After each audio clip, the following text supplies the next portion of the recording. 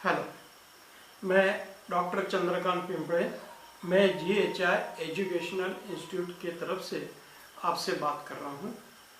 आज का विषय है इंट्रोडक्शन ऑफ सोरिक सिम्टम्स और ये 12 नंबर का एपिसोड है।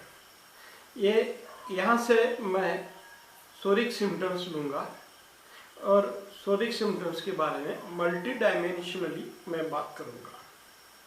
तो आपको यहाँ से बहुत ध्यान से एकाग्र चित्त से आपको ये सारी बातें सुनना है। मैं शुरुआत में मेंटल सिम्टम्स को लूँगा क्योंकि आप उससे ज़्यादा लगाव है।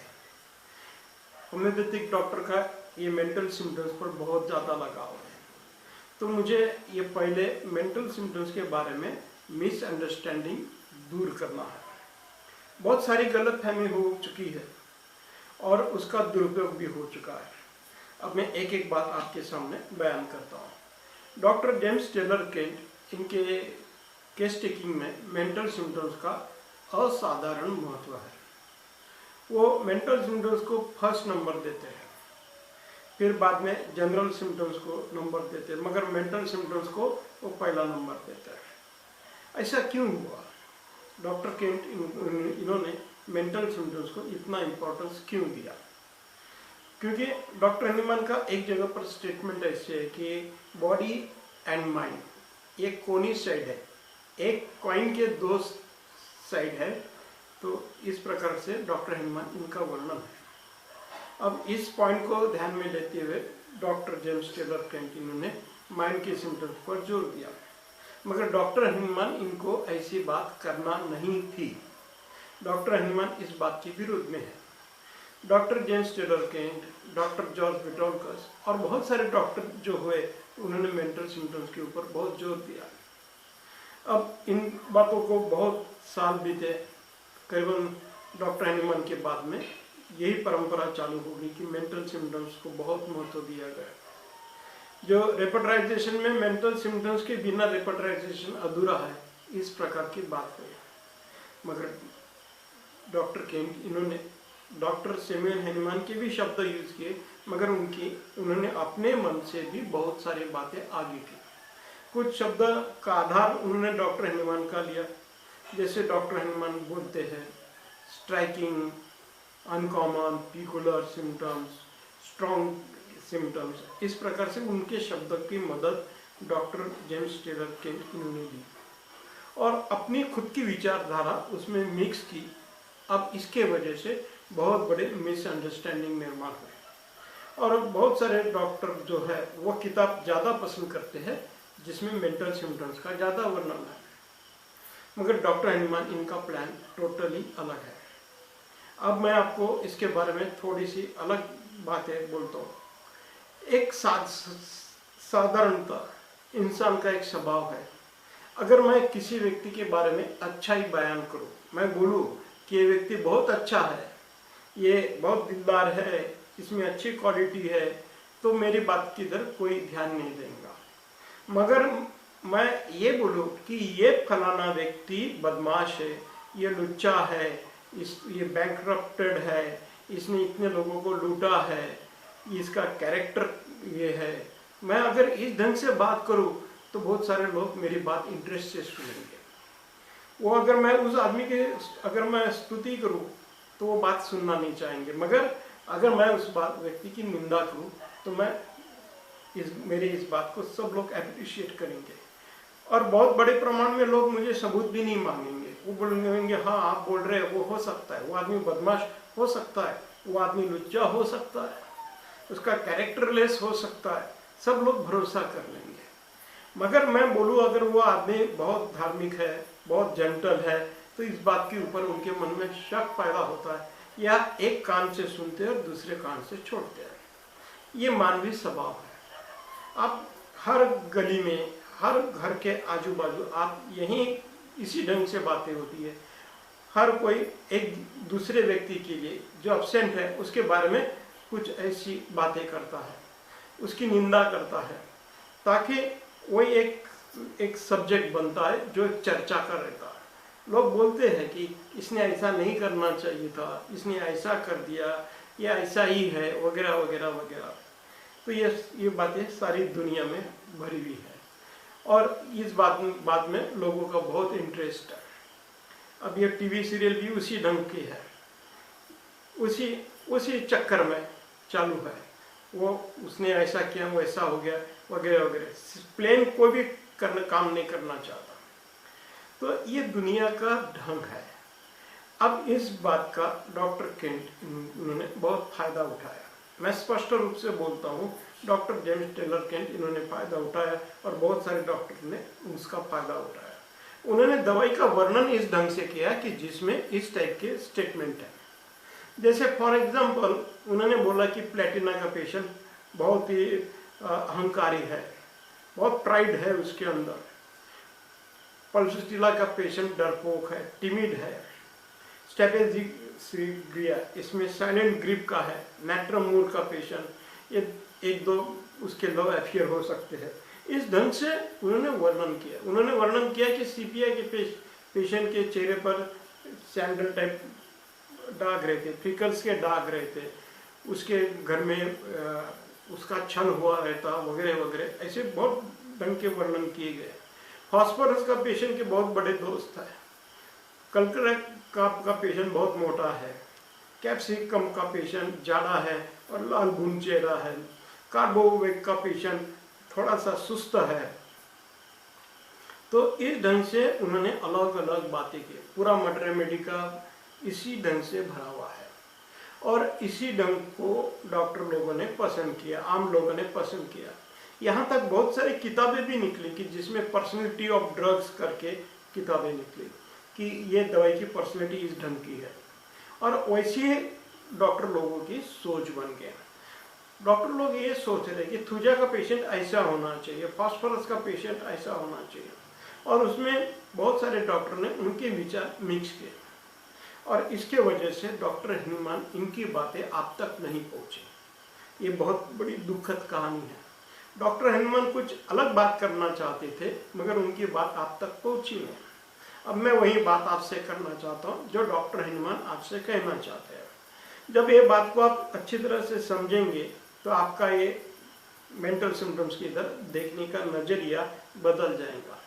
आप पहले जैसा नहीं देख पाएंगे क्योंकि इन लोगों ने जो कुछ मेंटल सिम्टम्स की जो इमेज तैयार की वो इमेज बेढंगी थी, वो मेल नहीं खाते। बहुत बार पेशेंट के बारे में शक होता है और वो सिम्टम्स ध्यान में पकड़ के दवाई दी जाती है। फॉर एग्जांपल एक लेडीज पेशेंट है, उसका चेहरा देखने के बाद में उसके चेहरे में थोड़े से सैंडल टाइप दाग दिखे तो उसको तुरंत बोला जाता है कि सीपीआर। मगर ऐसे दाग फास्फोरस पेशेंट के अंदर भी है। ऐसे समय फास्फोरस का वर्णन क्यों नहीं ध्यान में लेते हैं? सीपीआर को पकड़ के चलते कि ये पेशेंट सीपीआर का है, ये पेशेंट के ये पेशेंट गंदा रहता है, ये पेशेंट सल्फर है। इस ढंग से एक विचारधारा बनाई गई और डॉक्टर हिनमैन इन विचारधाराओं के कंप्लीट विरोध में है।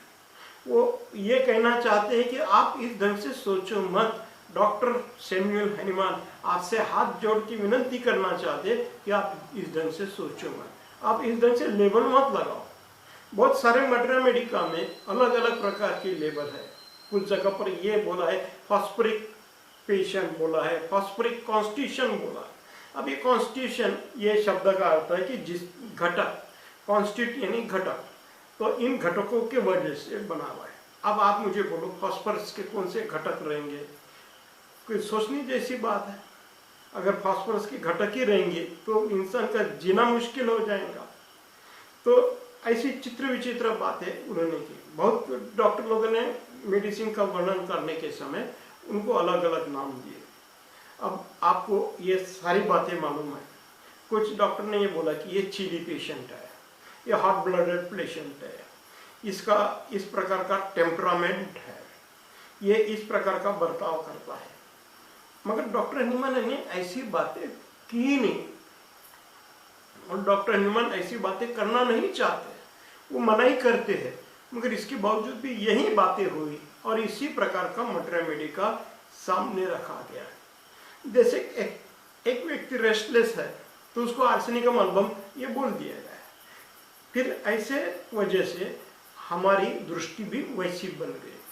बहुत सारे डॉक्टर की दृष्टि बन गई, वो देखते हैं कि अरे ये पेशेंट बेचैन लग रहा है, चलो आर्सेनिकम प्रिस्क्राइब कर देता है। इस ढंग से वो सोचते हैं। ये प्रॉडी लग रहा है, चलो इसको प्लेटिना, फिर आगे की सोच के रास्ते बंद हो जाते हैं। हमको अगर एक आधे व्यक्ति के बारे में इस प्रकार की बातें की जाए तो हमारी दृष्टि भी वैसी बनती, प्रैक्टिकल में वैसी बात नहीं रहती। तो इस प्रकार का अनाचार होम्योपैथी में निर्माण हुआ। होम्योपैथी में इस प्रकार की चित्र विचित्र बातें हुई, इसके वजह से डॉक्टर हनीमान और आपके इसमें बहुत बड़ी दूरी निर्माण हुई। आप और डॉक्टर हनीमान इनके इसमें क्लोज रिलेशन नहीं रहा, एक दूसरे के विरुद्ध ऐसे टोक हो गए। इधर डॉक्टर हनीमान अलग जगह बात करना चाहते, आप अलग बात करना चाहते। कॉलेज में इसी ढंग से सिखाया जाता। कॉलेज में मटर मेडी का प्यूरा ये सामने रखा नहीं जाता, भले सिलेबस में उसका नाम होगा, मगर प्रैक्टिकल यूज में मटर मेडी का प्यूरा यूज नहीं होता। या आप मटर मेडी का प्यूरा को ध्यान में लेके अगर कोई जॉब लिखते हो तो जो एग्जामिनर रहता है उसको समझ में नहीं आता कि आप क्या लिख रहे हैं। मगर आप दूसरे ऑथर की किताब रखो और उन ढंग से लिखो तो वो उसको एक्सेप्ट किया जाता है। जैसे डॉक्टर हनीमान, इन्होंने स्फीयर ऑफ एक्शन ऐसा कहाँ पर भी नहीं दिया कि मेडिसिन ये हार्ट पर काम करती है, ये सर्कुलेशन के ऊपर काम करती है। इस प्रकार का वर्णन डॉक्टर हनीमान इन्होंने नहीं दिया। फिर इन लोगों ने वर्णन क्यों किया, ये सबसे बड़ी बात है। क्योंकि वहां पर शुरुआत हो गई डॉक्टर जेम्स टेलर केंट की तरफ से।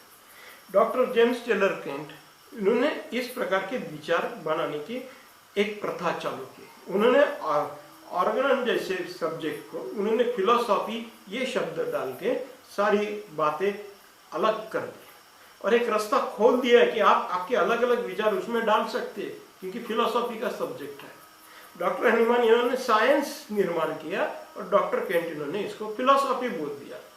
ये बात ऐसी होगी कि रविंद्रनाथ टैगोर को साइंटिस्ट बोला गया और अल्बर्ट आइंस्टाइन को कवि बोला गया। अब दोनों के रास्ते अलग है, तो इस प्रकार से गड़बड़ हो गया। तो बहुत जगहों पर इस प्रकार का हमेशा कंफ्यूजन निर्माण किया गया। बहुत सारे डॉक्टर इस ढंग से बात करते हैं। बहुत सारे सेमिनार में डॉक्टर लोग इस ढंग से बोलते हैं कि ये इसका पेशेंट है, ये कलकरिया काट का पेशेंट है। वो डॉक्टर हनीमान इनकी बात करना ही नहीं चाहते। वो बोलते रूब्रिक के भाषा में बात करो। डॉक्टर हनीमान तो रेपर्टरी के विरोध में है। तो बहुत सारी बातें हैं कि ऐसी बातें हैं कि जिसके बात आप सुनने के बाद में आप डिस्टर्ब हो जाए, आपको ऐसा लगेगा कि सुनना किसका। मैं एक जगह पर सेमिनार लेने के लिए गया, तो एक लड़का आ गया जिसने एमडी किया था। उसने मेरे को एक सवाल पूछा, वो भी डर डर के। उसने बोला कि सब लोग अलग अलग बातें करते हैं, हम किसकी सुने, किसको हम फॉलो करें। अब उसको क्या समझाए कि क्या बात है। तो ये बात मैं आपके सामने रखना चाहता हूँ कि बहुत सारे डॉक्टर लोग, उनको हमेशा ये सवाल पड़ता है कि हम किसको फॉलो करें, क्योंकि अलग अलग विचारधारा बनाई गई। मगर डॉक्टर हनीमान इन्होंने ऐसा काम नहीं किया। अब ये बात इस ढंग की है। तो मैं आपको ये बात बहुत ही पेचीदी है, बहुत सी गड़बड़ी निर्माण करने वाली है, आपको शॉक देने वाली है, आपको आपके अंदर एक प्रकार के बोलो कि एक प्रकार से घृणा निर्माण करने वाली ऐसी बहुत सारी बातें हैं। बहुत लोगों ने अलग अलग बातें की। उन्होंने कॉम्प्लीमेंट्री मेडिसिन के बारे में लिस्ट दी। डॉक्टर हनीमान इन्होंने ऐसी कोई जगह पर लिस्ट नहीं दी। उन्होंने कुछ चित्र विचित्र बातें कर दी। डॉक्टर हनीमान इन्होंने ऐसी कोई बात नहीं की। अब बात यह है कि डॉक्टर हनीमान इन्होंने जो मटर मेडी का प्यूरा लिखा, प्यूरा का मतलब है प्यूरिफाइड, शुद्ध ऐसा मटर मेडी का लिखा, उसमें कोई किसी प्रकार की गड़बड़ नहीं की। मगर उनकी इच्छा ये थी कि वो प्योर नॉलेज वो आपको दे, ऐसी डॉक्टर हनीमान इनकी इच्छा थी। मगर इन लोगों ने जो अलग अलग टाइप का मटर मेडी का लिखा, इसके वजह से ये डॉक्टर हनीमान की इधर देखा नहीं गया।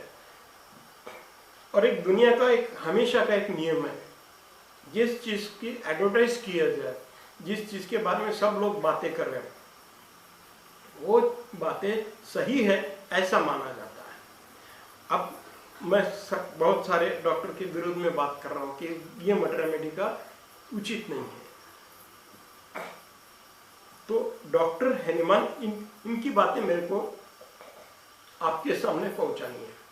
अब इतनी बड़ी बात है, अब बहुत जगह पर आपको बहुत सारे सवाल निर्माण होंगे, तो मैं कुछ बातें हर लेक्चर में थोड़ी थोड़ी आपको बताना चाहूँगा, क्योंकि आपके अंदर आपका ब्रेन वॉश होना बहुत ज़रूरी है। आपको डॉक्टर हैनिमान के लिए मुझे तैयार करना है, बाकी डॉक्टर लोगों के लिए मुझे तैयार करना नहीं। उनके कर्म उनके हाथ में, मेरे कर्म मेरे हाथ में। डॉक्टर हैनिमान अलग है और उनका अलग काम है। भले वो डॉक्टर हैनिमान इनका नाम लेते हैं, मगर उसमें बहुत बड़ी तफावत है, और ये सच्चाई है, और ये सच्चाई मैं आपके सामने बोलना चाहता हूँ। अब आप देखो, मेरी बात सुनो, आप सोचो, आप बुद्धिमान हो, आप निर्णय लो, और जब तक आप मेरी पूर्ण बात ग्रहण नहीं करते तब तक आपके ये प्रॉब्लम जाएगा। ये जो डॉक्टर हैनिमान, इनकी जो डिसिप्लिन है, उनका जो काम है, जब तक आपके पास तक नहीं पहुंचेगा तब तक आपको अलग अलग डॉक्टर को फॉलो करना पड़ेगा। कोई अलग अलग सेलिब्रिटी की बात आपको दिमाग में रखनी पड़ेगी, और उस ढंग से आप ये पूरी जिंदगी निकल जाती है। तो ऐसा होता रहता है। ठीक है, मैं अभी मेंटल सिम्टम्स के इधर टर्न होता हूँ, और बीच बीच में जहाँ जहाँ पर उस बात का संदर्भ रहेगा उस ढंग से मैं आपसे बात करूँगा, क्योंकि मुझे आपको डॉक्टर हैनिमान इनकी बात कहते हुए थोड़ा सा ब्रेन वॉश करना चाहता हूँ। शायद आपको कुछ आप हर्ट होते हो, तो मैं आपसे पहले ही माफ़ी मांगता हूँ। डॉक्टर हैनिमान इन्होंने मेंटल सोरिक सिम्टम्स दिए हैं। वो सोरिक सिम्टम्स 419 टू 433 ये मेंटल सिम्टम्स हैं। इन्हें डॉक्टर हैनिमान इन्होंने ये 14 प्रकार के मानसिक लक्षण दिए हैं, और 3 प्रकार के बुद्धि के संबंधित उन्होंने लक्षण दिए हैं। मैं उसकी अलग से बात करूंगा, क्योंकि मुझे आपसे वो बात करना है कि जिस बात की आपको अड़चन है, पहले मुझे आपकी अड़चन दूर करना है, आपके प्रॉब्लम्स पहले दूर करना है, ताकि आप उसको खुले दिल से देख सके, खुली आंख से उस बात को समझ सके, और आपका जो अब तक का रवैया बदल जाए। ये इसके उद्देश्य से मैंने मेंटल सिम्टम्स पहले दिए। बहुत सारे सोरिक सिम्टम्स इस ढंग के हैं कि वो अलग अलग डायमेंशन के हैं। जैसे कुछ सोरिक सिम्टम्स है वो एनाटॉमिकल पार्ट के ऊपर डिपेंड है, कोई सोरिक सिम्टम्स है वो पैथोलॉजिकल कंडीशन पर डिपेंड है, कोई सोरिक सिम्टम्स है जो पेशेंट के अलग अलग अवस्था के से संबंधित है। कुछ जो सोरिक सिम्टम्स है वो जेनेटिक डिसीज से संबंधित ज़्यादा है। जैसे फॉर एग्जांपल अस्थमा है, वो जेनेटिक फैक्टर्स में ज़्यादा है, तो आपको ऐसे अलग अलग सोरिक सिम्टम्स है, उसमें बहुत बड़े प्रमाण में वेरिएशन है। तो मैंने ये सोचा कि मैं आपको पहले सीधी सादी बात करूं, फिर मैं आपको सीधी सीधी बात करूं, और बाद में धीरे धीरे मैं आपके को कठिन जटिल बातें मैं आपसे बयान करूं। ये मेरा प्लान है। इसलिए मैं सोरिक सिम्टम्स सीक्वेंस से न लेते हुए कुछ सोरिक सिम्टम्स पहले लूँगा, कुछ सोरिक सिम्टम्स बीच में लूँगा, कुछ बाद में लूँगा, मगर पूरा करूँगा, इस बात का वादा है। मैं आपको 1 नंबर, 2 नंबर, 3 नंबर ऐसे सीक्वेंस में सिम्टम्स नहीं लूँगा, क्योंकि बहुत जगह पर वो अलग अलग टाइप है। अगर आपको सोरिक सिम्टम्स समझाना है तो आपको आपकी बुद्धि को आपको बहुत अटेंशन से सारी बातें समझना चाहिए, क्योंकि सोरिक सिम्टम्स जगह जगह पर अलग अलग डायमेंशन है। हर एक सोरिक सिम्टम्स का अलग अलग डायमेंशन है। हर एक सोरिक सिम्टम्स का खुद का एम्पायर है। एम्पायर मीन्स हर एक सोरिक सिम्टम्स का खुद का साम्राज्य है, बहुत बड़ा साम्राज्य है। कुछ सोरिक सिम्टम्स ऐसे रहते हैं कि वो जिंदगी भर तक रहता है। तो इस प्रकार के सोरिक सिम्टम्स है। तो ये जो मेंटल सोरिक सिम्टम्स है वो हर व्यक्ति के अंदर मेंटल सोरिक सिम्टम्स है। अब पहले बात ये ध्यान में रखना कि मेंटल सिम्टम्स को आप साइकिक सिम्टम्स या पागलपन के सिम्टम्स मत बोलिए। ये पहली बात ध्यान में रखो। अगर डॉक्टर एनिमान इनके सोरिक सिम्टम्स आप देखेंगे तो आपको देखने के बाद आपके मन में ऐसा आएगा कि ये तो बात नॉर्मल है, फिर इसके बाद में क्यों बोल रहा है, ऐसे आपके मन में विचार आ सकते हैं। मगर डॉक्टर एनिमान इनका जो उसके पीछे देखने का जो दृष्टिकोण है, मैं वो आपके सामने बयान करूंगा, तो आपको धीरे धीरे उनकी सारी बातें ध्यान में आ जाएंगी। वैसे देखें तो साइकोलॉजी, मानस शास्त्र, ये बहुत बड़ा सब्जेक्ट है। आपने देखा होगा अलग अलग प्रकार के साइकोलॉजिस्ट हैं, मगर ये इतना बड़ा शास्त्र है, इसके बावजूद भी डॉक्टर एनिमान इन्होंने ये इतना बड़ा शास्त्र सिर्फ 14 सोरिक सिम्टम्स में समेट लिया। अब इतने 14 कोई बड़ी संख्या नहीं है, मगर इतने सोरिक सिम्टम्स में पूरा उन्हें साइकेट्री को एक जगह पर समेट लिया। सिर्फ समेट नहीं लिया तो उसके ऊपर उन्होंने कंट्रोल भी रखा। नहीं तो आप साइकेट्री की किताब देखो, इसका एनालिसिस, इसको ये बोला गया, उसको वो बोला गया, चालू है, वो कभी खत्म होता ही नहीं है।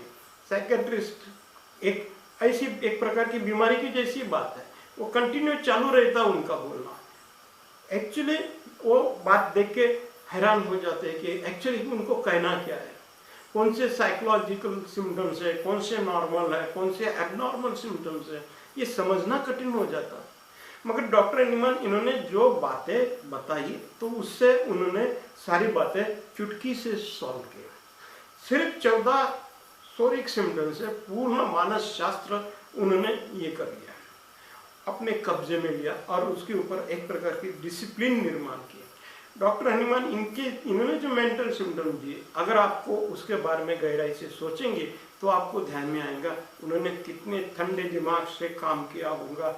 एक बात है, बहुत अजब गजब के व्यक्ति थे। एक ऐसी बात है कि जैसे मैं दूसरी भाषा में बोलता हूँ, भारतीय संस्कृति में अलग अलग उपनिषद लिखे गए, मानस शास्त्र के ऊपर वहाँ पर भी बहुत ये लिखा गया, मगर डॉक्टर एनिमान इन्होंने अलग ढंग की बात की।